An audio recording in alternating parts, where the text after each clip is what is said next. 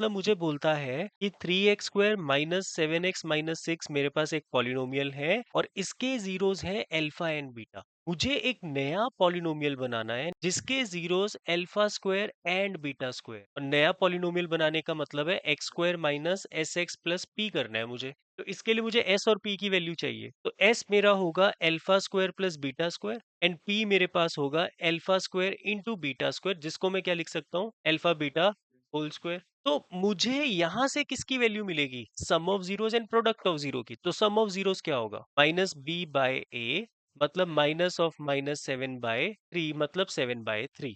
And alpha beta क्या होगा, सी bye ए मतलब माइनस 6/3 मतलब -2। ये मेरे पास अल्फा बीटा निकल गया और ये मेरे पास अल्फा प्लस बीटा निकल गया, दोनों की वैल्यूज निकल गई मेरे। अब मुझे जो नया पॉलिनोमियल बनाना है उसका पी तो बड़ी आसानी से मैं निकाल सकता हूँ, क्योंकि -2 का स्क्वायर हो जाएगा मतलब 4। बट उसका एस निकालने के लिए क्या मैं इसको अल्फा प्लस बीटा का होल स्क्वायर लिख सकता हूँ, नहीं। Alpha square plus beta square को मैं अल्फा प्लस बीटा का होल स्क्वायर नहीं लिख सकता, क्यों? क्योंकि अल्फा प्लस बीटा के होल स्क्वायर की वैल्यू होती है alpha square plus beta square plus 2 alpha beta. तो अगर मुझे alpha square plus beta square निकालना है तो क्या मैं इसको अल्फा प्लस बीटा का होल स्क्वायर -2 अल्फा बीटा लिख सकता हूँ? इसको इधर शिफ्ट कर दिया तो मतलब मैं इसको -2 अल्फा बीटा यहाँ डाल देता हूँ। अल्फा प्लस बीटा की वैल्यू कितनी है मेरे पास, 7/3 का स्क्वायर। 2 अल्फा बीटा की वैल्यू कितनी है, -2। 49/9 प्लस 4, 49 प्लस 36/9, 35/9। तो जो न्यू पॉलिनोमियल होगा x square minus S, S की वैल्यू कितनी है 85/9 एंड पी की वैल्यू कितनी है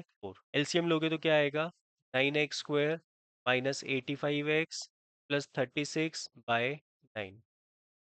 यहाँ पे k होगा, k की वैल्यू जब 9 होगी तो मेरे पास न्यू क्वाड्रेटिक या रिक्वायर्ड क्वाड्रेटिक पॉलिनोमियल क्या होगा, 9x² माइनस 85x प्लस 30।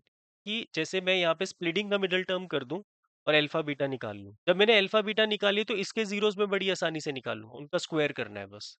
तो उसका सम भी निकल जाएगा और उसका प्रोडक्ट भी निकल जाएगा। बट जिस क्वेश्चन में स्प्लिटिंग ना हो पाई, फिर उस क्वेश्चन को इसी तरीके से करना पड़ेगा। इसमें हो रही है तो कर सकते हो आप।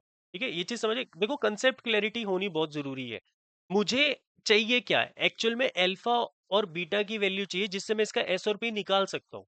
तो स्प्लिटिंग द मिडल टर्म से भी काम हो जाएगा मेरा। क्लियर हुई बात ये वाली?